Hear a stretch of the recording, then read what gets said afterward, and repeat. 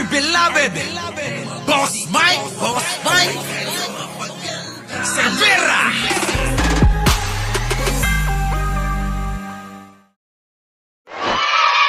Ngayon, eto na, kay Mima tayo. Si Mima, marami tong mga aligasyon.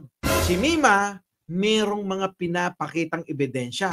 Si Mima, merong mga source talaga na may kalakip, mga picture, larawan, larawan na yung mga picture na kwento ng lumang-luma pa. Eto na ngayon.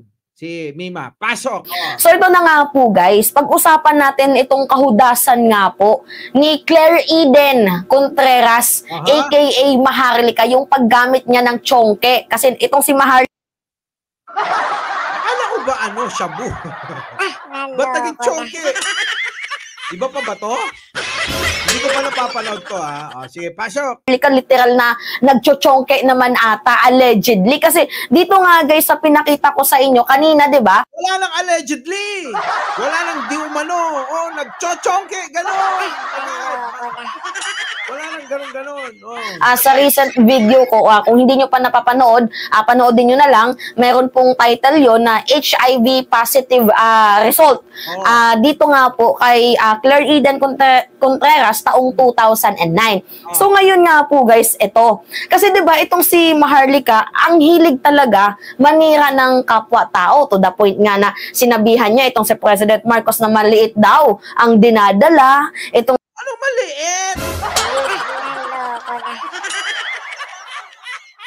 si First Lady Araneta Marcos, sinabihan niya na butod. Talagang grabe kong mangla. Ano yung butod?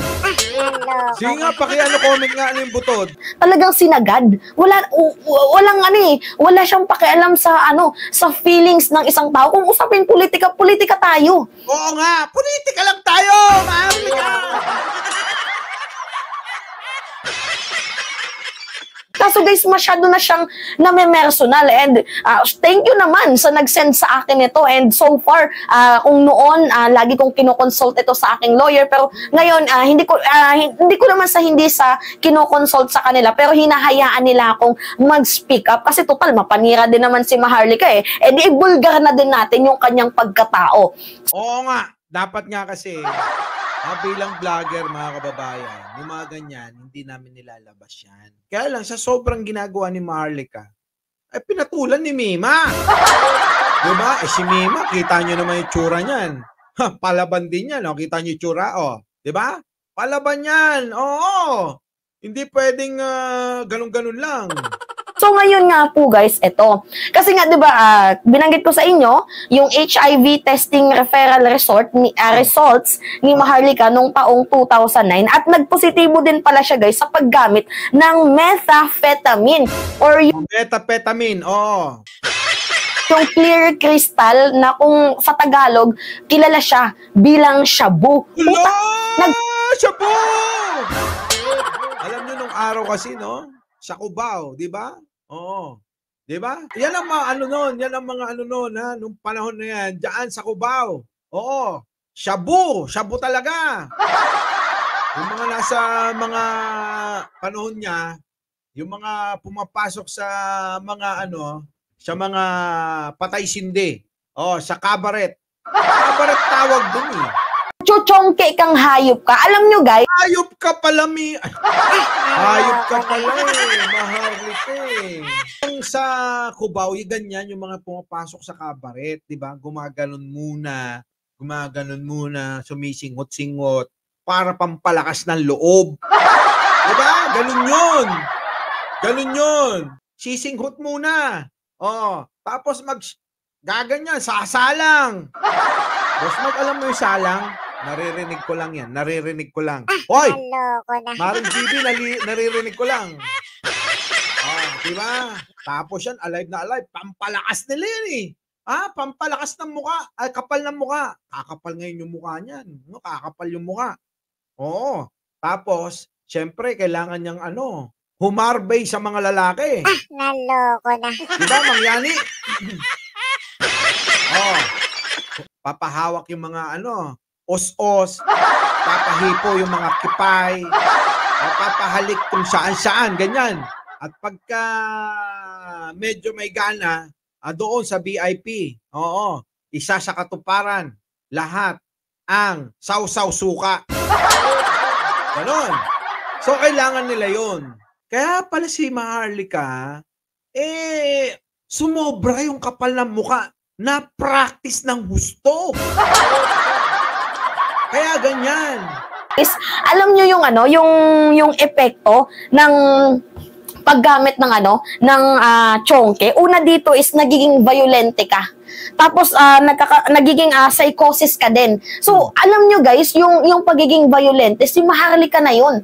Yan guys, yung naging epekto na sa kanya ng paggamit niya ng shabu. Ala! Natuyo ang utak ni Maharlika. Oo, sa madaling salita. Sa akin ito, nandito sa papeles na to. Buti pa kita nyo may ebidensya. Di ba? Sana all may ebidensya Naloko na. Si Maharlika bunganga lang, si ano. Ayan, pagkakaiba. Mima versus Maharlika. Merong ebidensya si Mima, si Maharlika. Ebidensya niya, kilay, nagpatato. Yun na daw yun. Kaya kaya inano niya si Morales. Dito, hindi ko to ginusto, wala akong balak manira, wala akong balak kalkalin niyang buhay mo, pero kusa sa aking sinend. And syempre, siguro ito na din ata yung gustong malaman ng taong bayan. Hindi ko alam kung sa akin lang isinend or sinend din sa iba, pero nung November 3 pa to guys November 3, nakita ko lang siya nung nakaraang linggo kasi nga, 'di ba, kagaya nga ng sabi ko sa inyo, hinahanap ko yung tracking number, yung message sa akin dito nga po sa aking silver play button. Ngunit sa hindi ko inaasahan, sabi kasi ng co-vlogger ko na tingnan mo sa spam kasi minsan sa spam message mo makikita yung tracking ng UPS dito nga sa silver play button. Nung tiningnan ko sa spam, yung nakita ko nga po guys, itong bagay na ito, which is yung 11 document, yung kung saan nilason niya yung kanyang asawa. Tingnan mo. Nilason! Guys, tarantado talaga, no?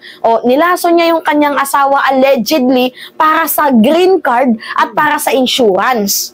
Tapos, nagpositibo siya sa HIV. So ngayon, ang hamon nga natin sa kanya, kalampagin nyo guys, na sana magpa-hair follicle test siya at magpa-STD test. Hoping sana na mag-reply sa akin si Yuna. Kasi minessage ko na baka meron kang document na baka nagpa-STD test nga itong si Maharlika. Anyway. Tama yun. Tama naman yun. May masend man siya sa akin o wala, mag-reply man siya sa akin sa wala. At least, we all know na ito yung mga tinatago niyang baho na I think malapit to sa kanya yung taong to, yung nag-reveal na to, I think malapit to sa kanya. And hindi ko nga din alam guys kung bakit sa akin sinend. Pero total sa akin sinend, binigay sa akin yung gampaning to. Okay, lalaruin natin. So ngayon nga po guys, eto. Grabe no? Yung pinakita. Grabe no? Oo nga, hinga na malalim, hinga. Uulitin ko kasi baka mamaya ma-misinterpret ng mga nanonood. Oo guys, aminado naman ako na ang HIV ay pwedeng makuha to sa lahi nyo. Pwedeng mapasa. Talaga ba? Pwede ba yung mapasa? Carmelo Salenga, Elora, or sa paggamit ng illegal na droga or di kaya sa tsurbahan. Kasi tsurbahan! Iyot! Ganon! Guys, parang ang pinupunto kasi nito, nagkaroon ng HIV, hindi ko ginajudge guys kasi hindi naman pala ginajudge. Talagang kailangan nating maging open-minded dito. So sa mga may sakit na na HIV, hindi ko po kayo ginajudge. Hindi naman pala, Jumbang, hindi naman pala ginajudge. Ay talaga, hindi naman.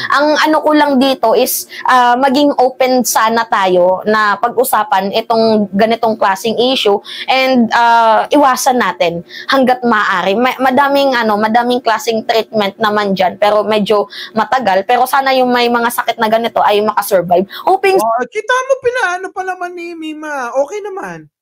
Inaano niya na sana yung mga iba pa makasurvive, di ba? sana na nakasurvive na itong si Maharlika sa kanyang sakit. Pero anyway guys, kung hindi ka puta-puta, kung hindi ka pokers, kasi nandito yung picture.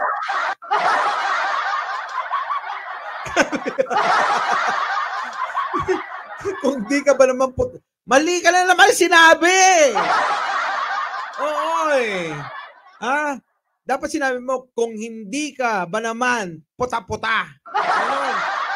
Diba? Kung hindi ka puta-puta, mali. Kung hindi ka ba naman puta-puta. Ganon. Mo na nagpuputa ka, oh. Nandito yung... Gusto ko yan. Oo. Puputa ka pala eh. Hindi, nagpuputa ka ha. Ganon. Yung picture mo na nagpuputa ka. Yan yung mukha niya guys, oh. Yan, oh. 90 yan. Nung nagpuputa siya. Oo nga, ayan. Yan, oh. 90 yan yung nagpuputa siya. Meron pa nga akong isang pinakitang picture sa inyo na kung saan itong si Maharlika nandoon sa iba't ibang mga klase ng ng inumin. Kasi yun talaga yung trabaho niya and napatunayan natin yan kasi madaming mga vlogger din pala ang nag-reveal na itong si Maharlika ay nagtatrabaho daw doon sa Cubao and nagtatrabaho sa Cebu para magpakaputa. Hala! Cubao. Mahilig siya sa C. Di ba? Cubao. C yun. C-U-B-A-O. Cubao.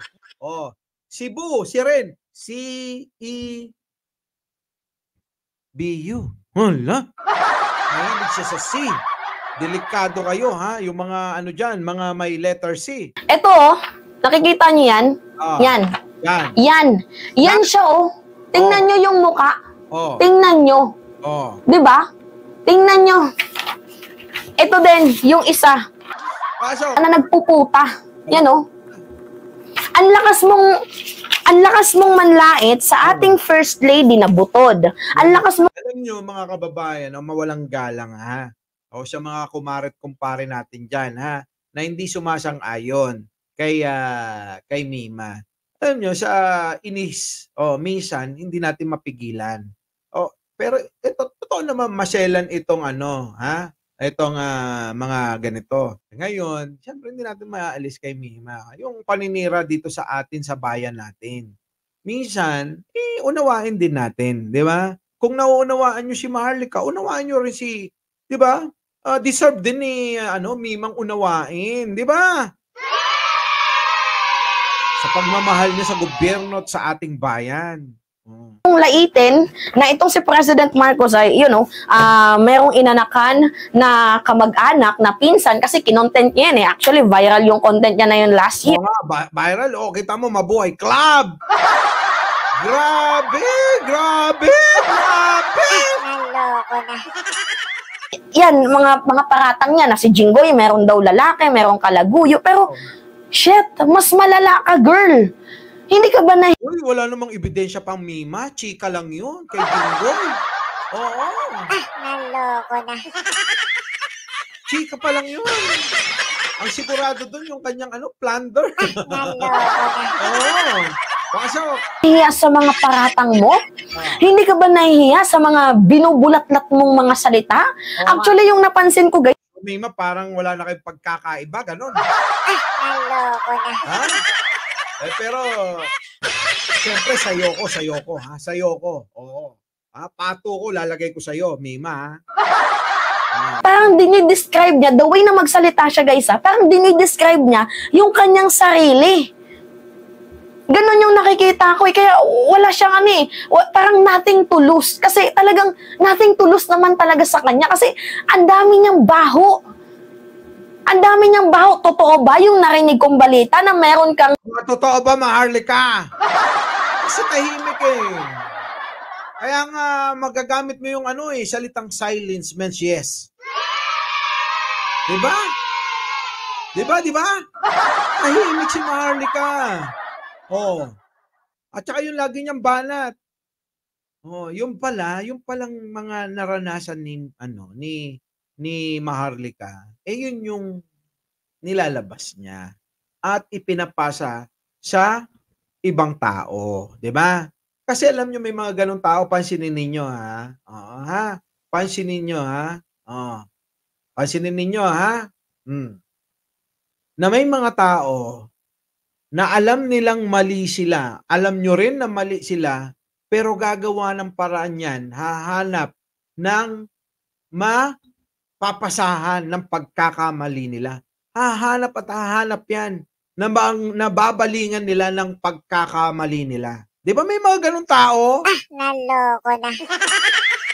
Actually guys, kino-confirm, hindi pa to confirm pero merong nagsabi sa akin, isang vlogger din na malapit dito kay Maharlika, blind item na lang natin, na merong isang vlogger. Nako, baka sa akin galing yan ha? Naloko na. Ha? Baka sa akin yan, galing. Oo. Na kalampungan itong si Maharlika dito sa Pilipinas. Laka. So ang clue, isa po itong rapper. Naloko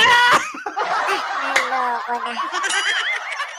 Parang na-chika ko na sa inyo yun. Di ba?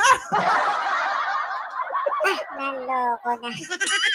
Ang malala pa dito guys, bata pa sa kanya. Ala. So ano yun? Pedophile ka? Ay, pedophile ka, Maharlika. Lagot ka diha. Oh, pasok. Ha? Ang ina ka, nang gig.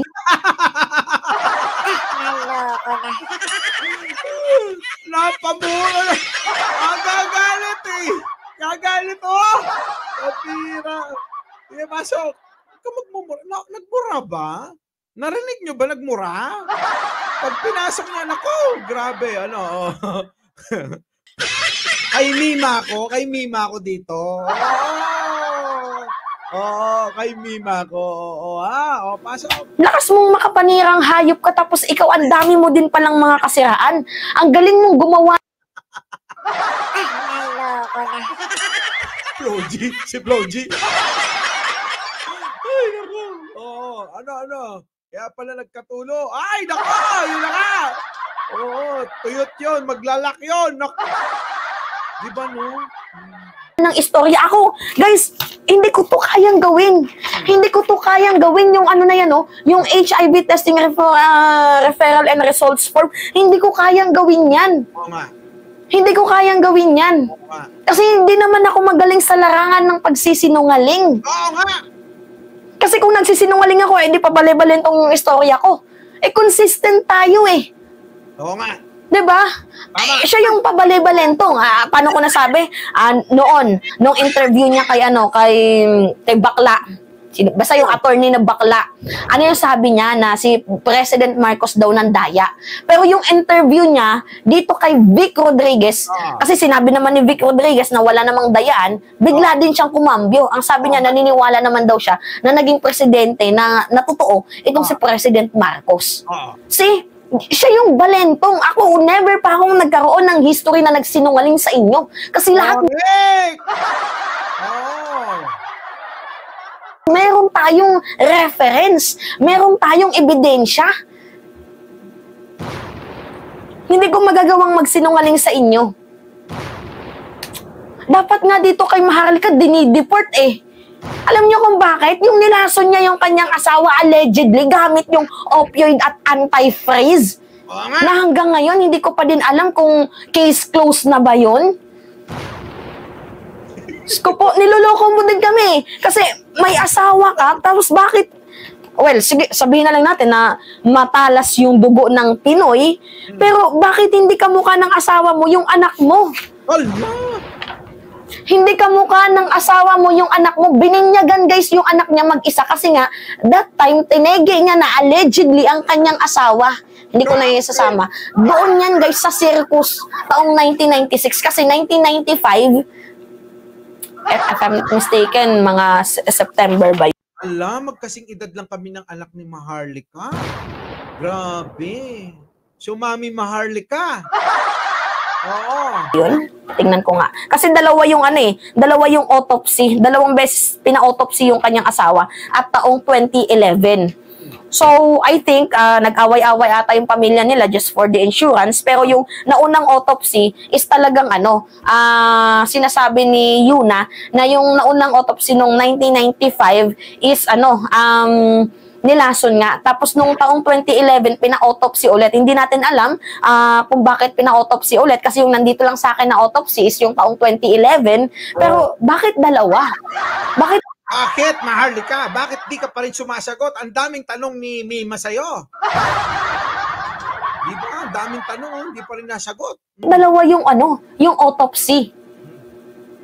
Naghahabol ka ba sa yaman? Ha? Naghahabol ka ba sa yaman? Diba? Tsaka bakit hindi ka mukha ng asawa mo to? Oo nga, bakit di ka mukha? Naghahabol ka ba sa yaman? Di ka, naku, Maharlika, ikaw talaga. Naghabol ka ba sa yaman? Ayun na nga yun, naghabol nga sa yaman. Yun yung sabihin mo, Mima. Naghabol ng yaman. Oh. Ano yun? Nakikipaglampungan ka sa iba? Habang meron kang asawa? Oo nga! Nakikipaglampungan ka sa iba? Habang meron kang asawa? Kakadiri ka, ha? Hindi maitim, guys, oh. Pilipinong-Pilipino. Sabi ni Faithful. Grabe. Sabi ni Faithful, Mima, oh, uso na yan. Ka. Niloko mo na nga yung asawa mo. Oo nga. Nilason mo pa. Ala! Nilason! Dapat i-report to sa Diyan sa sa kinapatayuan niya, diyan sa California. Kasi hindi to pwede eh. Hindi to pwede. Dapat ma-deport yan. O, i-deport nyo na! Mukhang malabo yung Mema. Proseso pa yun. Oo, ha? Grabe. Ikaw yung bangag. Oo nga. Ikaw yung addict. Oo nga. Kasi ano yung epekto ng shabu? Nagiging violente ka. Yan na yung taste your own medicine. Oo nga. Kung ano yung ginagawa mo sa kapwa mo, talagang yan din yung babalik sa'yo. Oo nga. May hangganan din ang lahat ng ito, guys. Hanggang kailan, Mima? Inom ka muna ng tubig. Oo, inom kang tubig kasi parang, parang... Sana merong maglakas ng loob na pumunta doon sa Amerika, tapos hingiin sa akin itong itong folder na to with 11 document, kasama dito yung green card residency niya, hoping sana na may pumunta, kunin sa akin itong dokumentong to, ibibigay ko, and file a case. Oo nga, oy, kunin nyo na! Akin na, Mima. Ako na kukuha. O, pwede ba? Ako na lang kukuha. Ha? O sino man yung maswerteng tao na pupunta sa Amerika para kasuhan. Ala!